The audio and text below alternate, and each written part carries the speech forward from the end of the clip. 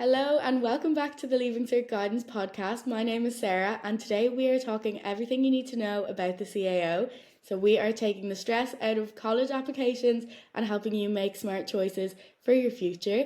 We're joined with Donnchadh, our resident guidance counsellor. He's going to be giving us all of the tips, the advice and essentially breaking the whole CAO process down for us. So thank you so much. No problem, Sarah. Thank you very much. Before we dive into the podcast, we do have to shout out our sponsor, findmycollegecourse.ie, your one-stop site for exploring courses and comparing options across Ireland. So make sure to use promo code LCGPOD for 20% off any premium plan when you sign up today. Sounds good. This is the big one, Sarah, the CAO. I know, no pressure at all. Let's not mess this up. As I always say, we're going to start right at the beginning. What is the CAO? Yeah, so the CAO is the Central Applications Office. That's what it stands for. And it's basically the central application system. If you want to apply for universities, colleges around the country, you would generally apply through the CAO. Now, the last couple of years, you can start to make applications for finishing college courses through tertiary degrees and stuff like that. But this is generally the main one. Like almost 90,000 people applied for the CAO last year. So that's massive and it's getting bigger every year. So essentially, if you want to apply for level 6, 7, or 8 at university college level, you'd apply through the CAO. When do the CAO applications open and close each year? So this year it's going to open on the 5th of November. Now, my advice to students is always do it early, put in a few courses, and you can forget about it. Forget about it for your mocks. When the change of mind facility opens up in May again, you can have a little look at it again. Then forget about it till you're leaving cert. Get that done and dusted. And even when the leaving cert is finished, you still have time to go back into your CAO and have a look, make sure you're happy enough with everything. And then the 1st of July, everything closes on the 1st of July. You can't change the preference of your courses. You can't add courses in or take them out. 5 p.m. 1st of July, everything is done and dusted. So are there any fees involved with the CAO signing up, or are there any kind of best times to sign up? Yeah, so from the 5th of November till the 20th of January, it's going to cost you €35. And that's gone up €5 since last year. And then Inflation. after, I know, yeah, inflation. After the 20th of January until the 1st of February, it'll be €50, again, gone up fiver from last year. And then there is a late application deadline by the 1st of May, and that's gone up to €65. So everything gone up €5 this year if you're making an application to the CAO. But really, especially if you're listening to this, there's no reason why you shouldn't have your account opened by the 20th of January. Okay. And something that gets talked about a lot when we're discussing the CAO and the application process is the change of mind facility. So what is that? When does it open? When does it close? How does it work? Yeah, so if you apply to the CAO, it closes on the 1st of February until the 5th of May, in around that time. And then it reopens around the 5th of May until the 1st of July. And that's called a change of mind. So you can log on to your CAO account and add in courses, take out courses, put them up and down your list as many times as you want, free of charge, up until the 1st of July. Now, at that stage, change of mind facility, you cannot add in restricted courses. So you can take restricted courses out, you can move them up and down your list, but you cannot add them in. And for anyone who doesn't know what a restricted course is, what are some examples of those? So a restricted course would be anything that has an additional application to it. So, for example, art might have a portfolio, art courses. Music and acting might have an audition. Medicine courses will have the HPAT. So they all have additional entry requirements. So they generally happen between the 1st of February and the 5th of May when it closes at that stage. So you would have to apply for any of those courses by the 1st of February. Now, a little tip I would always give to students is if you're unsure about applying for a restricted course, I would apply for it and put it down before the 1st of February, because when the change of mind facility opens up, at that stage you can take it out. You can't add it in at that stage, but you can take it out. So if you're unsure, if you're in doubt, I would have it on my CAO list by the 1st of February. At that stage, afterwards, you can take it out if you feel like. So, what are some common mistakes that students make with their CAO application? Yeah, so there's a few common mistakes, and really, if you're listening to this, just keep an eye out for these ones. Number one is a lot of the times CAO applicants ignore correspondence from the CAO. So that you have a whole correspondence section on your CAO application, and you'll get emails from the CAO. And really don't ignore them, because more often than not, they're telling you to act on something or to do something. If you ignore those, chances are there could be a slip up with your application. They might be telling you you've no exam number in or whatever the case may be, but to address it, fix it, and they're asking you to do something there. So that's number one, big one. Don't ignore any correspondence. Read everything. And the CEO aren't trying to spam you when they're sending all this information. They're trying to tell you to do something. Number two then is putting stuff in order of preference. That's always a big one. Every year without fail, I get hundreds of messages. I would prefer my fourth choice now over my third choice. Is there anything I can do? And the answer to that is no, there's nothing you can do. Unless that course comes up in available places, there's nothing you can do for that. You have to take your third choice.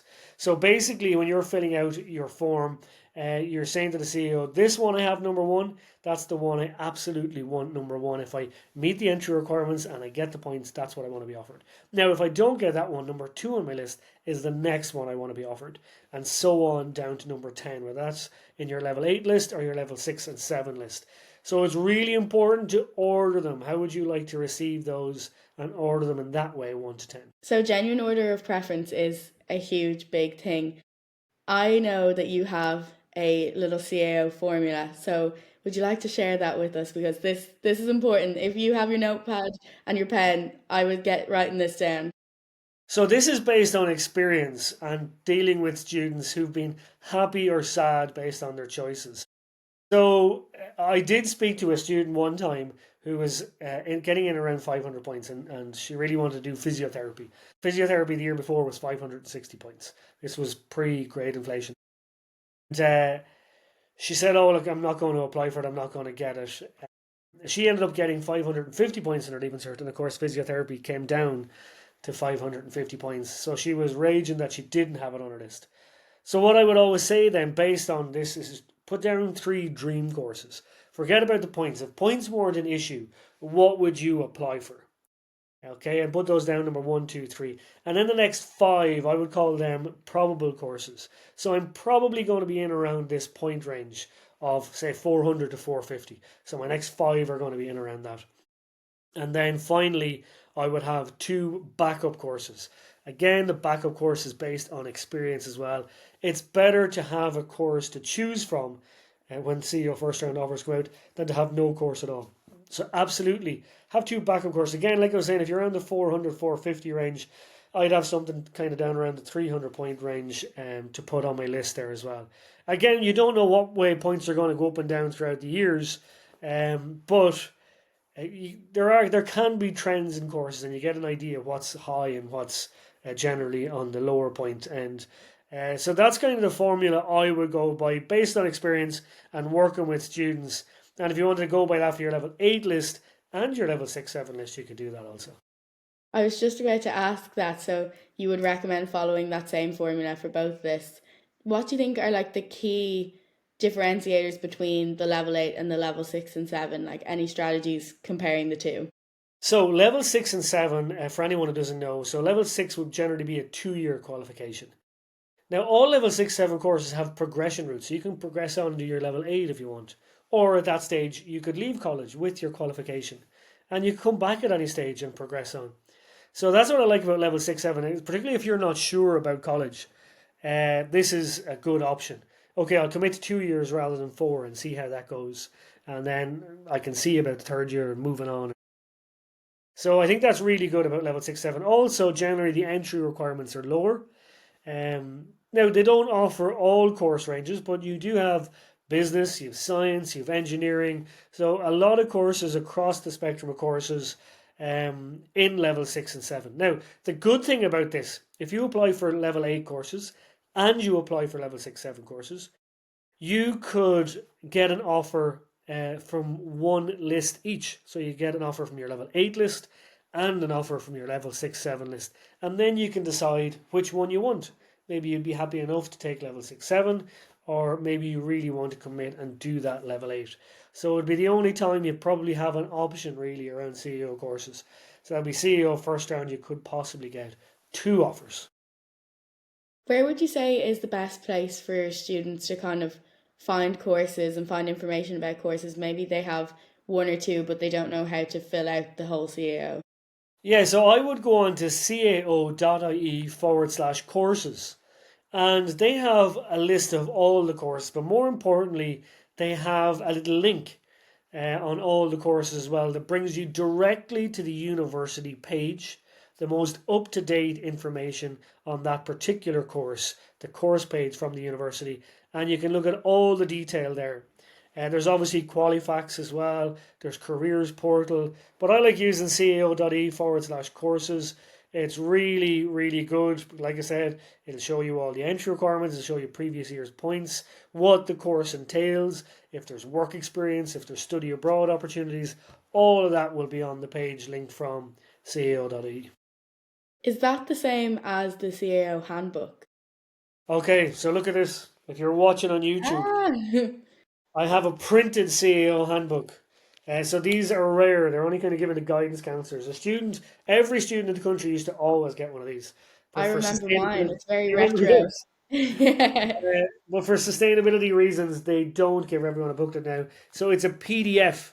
So if you even Google CAO Handbook 2026, you will get it straight away. You can download or do whatever you want with it. You can actually make a little account on CAO where you can access this as well. Now, the book was always divided into two. So you see these yellow pages are everything you need to know about the CAO application. Sorry, they're the white pages. I must be colorblind. So everything you need to know about the application. And then the yellow pages are all the courses that you can apply for across all the different universities. And that's really where you should be getting your CAO course codes. So when you're filling out the CAO application, when you get to your lists, they ask you to put in the course codes rather than the title of the course. So you get the course codes from your CAO handbook is really important. And you don't want to, that's probably another common mistake. You don't want to put down the wrong course code. Well, luckily, so when I was doing the CAO, you wrote them in pen, and sometimes you could put it down wrong. But now, because it's all online, it will alert you if the course is wrong. But sometimes it mightn't alert you. Maybe the course code is right, but it's not the course you wanted. So you have to Mm. be wary that the course codes are right. I would say to every CAO applicant to read the CAO handbook. I know that sounds tedious and horrific way to spend some time, but I would highly recommend it. You always say the key to choosing a course and everything is just research, research, research. So it's probably a good place to start. And to spend time, like I do think spending time on getting the application right, getting the order of preference right. And I know, and I was saying it kind of to a few people last night, it's so difficult because Leaving Cert year is busy anyway without having to add in college applications in on top of it. Like you're studying so much and whatever else, and you're doing your sport and you're catching up with friends, and then you're trying to make college applications in between all this and expected to research and go to open days. But believe me, it will be time well spent. Me and Sarah on the podcast last week, when I was telling you about researching courses, that it's like you are a stock trader and you're going to make an investment and you have to do your due diligence. You don't just pick stock out of the sky for no reason. You have to do your due diligence because for students themselves, this is an investment. And for your parents, it's an investment in money and it's an investment in time, but it's an investment for the future. So take your time with it. Are there any kind of new or exciting courses that people might not have heard of for 2026? Yes, so 2026 is going to be a big year for new courses, Sarah. Oh, very exciting. Couple of big ones in UL. So this will be the 6th undergraduate medicine course you'll be able to apply for in Ireland, starting out in UL for September 2026. UL are also offering speech and language therapy next year as well. And UL have one that's kind of caught my attention. It's called Law with Cybersecurity, which I thought was really, really interesting. Mm. A couple of more new ones. You're looking at pharmacy and veterinary in SETU Waterford. They also have a new home economics course coming on. Course ATU launched their pharmacy late last year along with their physiotherapy, but they'll also be launching veterinary medicine for September 2026. TU Dublin, the biggest university in Ireland population-wise, are offering a new arts course on their Grange Gorman campus next year. Maynooth University will have biomedical science. Again, they launched their general nursing course late last year as well. So there's going to be loads and loads of new courses. A zoology course in University of Galway. So you used to be able to do that, you still can, as part of their general science degree, but now you can go straight in as an undergrad for zoology. So really, really cool courses coming around for September 2026. Where would be the best place to kind of find information about any new courses? So, new courses that are ready to go now, you can see them on the CAO handbook, but new courses might come about throughout the year and launch them at different stages. And you'll see that on what's called the CAO alert list, again on the CAO website. Each university will have a page and you can click on their page to see what's new. Maybe they've taken courses out, maybe there's different entry requirements moving forward, whatever the case may be, but it'll be on CAO alert list. That's the first time I've ever heard of that, Really? That's Yeah, on the you go learn a something while. new every day. Write Yeah, that one down too, right. listeners That at one home.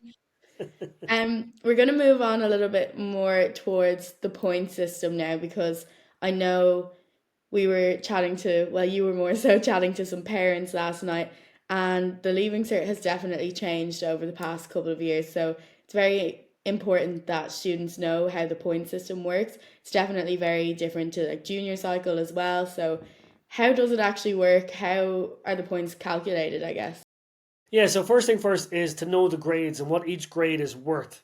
And that's not only for Leaving Cert candidates, but I'd also say for parents as well. Know what each grade is worth when you convert it into CAO points is important. So the CAO itself then has three hurdles you have to clear before you get an offer. The first hurdle is, do you matriculate to the college? So generally level 8s, you're looking at 2H5s, 406s. You might have to have English or Irish or maths or a third language. So that's to matriculate to the college. Each college would have different types of matriculation. Then do you meet the course entry requirements? So they might ask you to have a H4 in Irish or H4 in maths, or you have to have an O2 in maths, or you have to have chemistry or biology, whatever the case may be, but that's the course requirement. And finally, then they'll look at your CAO points. So you have to clear matriculation first, then course requirements before they even look at your points at all. So you could have the points but not have the course requirements. You don't get offered the course. You could have the course requirements and the points, but you don't matriculate. Again, you don't get offered the course. So you were saying, how do they come up with points? And students ask this every year. Do they just pluck them out of the sky, or what way does it work? So it's actually a very detailed system. So every time I'm asked, how do you think the points will go this year? It's impossible to know, because you have to know who applied for every course, what they got in their Leaving Cert. All of these things have to be put together before you get an idea of what the points are. Because let's say, for example, we have 50 places on a course and we have 200 applicants apply for these places.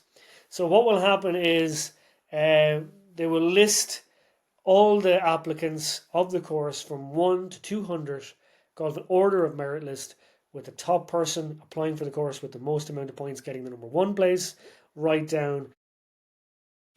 Now, we have 50 places on the course, so we're going to offer a place on the course to the first 50 applicants who are on that list. Okay, and then the last person you see getting a place on the course, so the 50th person who gets a place on the course, when you see the points published or advertised, it means the last person who got a place on this course, that's the points they got. So that's how they come up with the points. Now, we were saying about 50 places offered. Let's say there is a deadline of a few days you have to meet to reply back, say, yeah, I'm going to take a place on this course. But let's say 47 out of 50 respond and say, I'm going to take my place in the course. So that means there's 3 places left over. So what we'll do is the university will instruct the CAO to go next place on the order of merit list. So 51, 52, 53. And in CAO round 2, they could be offered a place on the course. So that's how the different rounds work, generally until the courses are filled. And then do the points they just get released then after all the rounds of the CAO are through? Is that right? So CAO first round points will come out on the day of CAO first round offers. CAO Okay. round 2 points come out on the day. Now round 3, 4, and 5 points don't come out until the what's called end of season. So end of season points would come out. But again, they're not really generally published. Everyone kind of is more so CAO round 1 and round 2. How did that go? And they're not really concerned about the other rounds. But it's not to say I've met a few students who've got a CAO round 3 offer. Round 4 was out last week as well. But I've heard a few students get a CAO round 3 offer, which is great. Interesting. Moving on a little bit, are there any kind of specific considerations for students that might have disabilities or specific learning needs? Yeah, okay. So you could apply for university and the CAO as a DARE applicant. So DARE is DARE, Disability Access Route into Education. So you could apply as a DARE applicant through the CAO and possibly be offered a course with less points than was required for the course. So most courses would have DARE places set aside for DARE applicants who can compete then for those places. So yes, but most importantly about DARE is the access you get in college afterwards. So if you have mobility issues and you need certain resources that will be provided, if you have a specific learning difficulty and again you need certain resources that can be provided. This is all through DARE as well. Now, if you apply for DARE and you're not successful, you can actually still apply for these help and resources that you might need in college and still be granted them when you get there. So if you don't get there, don't worry, because there is a possibility you will get what you need to be successful in college moving forward. My next question, I know we answered a good bit on our last podcast. We were chatting through how to choose courses and all of that, but do you have any kind of little pieces of advice for anyone who might not be sure what course or what career path they want to go down, Yeah, apart from listening to last week's podcast? yeah. Well, it is difficult. It's very difficult at 18 to try and make a decision. So I would always say keep things general, really. So if you do like a general business degree, or I know I'm kind of interested in business, but I'm not sure if I want to do marketing or finance or risk management or actuary, or if I want to be a stock trader or get into cryptocurrency. I'm not sure. So I would say we'll do a general business degree. And then when you're sure, you can specialize then as part of your degree. And the same with engineering, the same with science. You'll generally know what area you're interested in and do something general rather than something very specific. As specific is, it's very niche. Some people might really know what they want to do. Like, for example, nursing. I think general nursing is great because you get to experience all the different types of nursing that's offered. But then some people might want to go specifically to midwifery, which I think is very niche and very specialized. I often wonder, would general nursing be better than rather than going into something so specific so early on? Because you could still become a midwife through a general nursing degree.